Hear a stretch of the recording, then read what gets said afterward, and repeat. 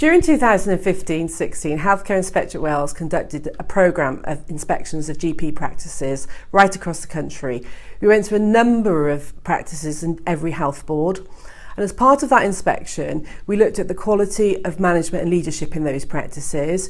We also tested the delivery and effectiveness, ensuring that the care was safe and met the healthcare standards.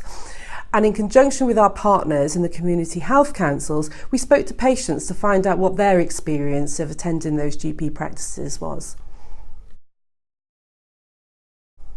We found that largely patients were satisfied with the quality of care they were receiving, and we saw that GPs and their staff were providing kind and compassionate care and treating their patients with dignity. We also found that the quality of management and leadership in those organisations was largely positive. However, we did find that in about half the practices there was no mechanism for patient feedback. In addition, the procedures for managing adults who become at risk or vulnerable need to be strengthened, and training needs to be provided to ensure this happens. Going forward, we will continue our programme of inspections of GP practices across Wales. We will continue to put the patients at the heart of our inspections to ensure that we pick up their experiences.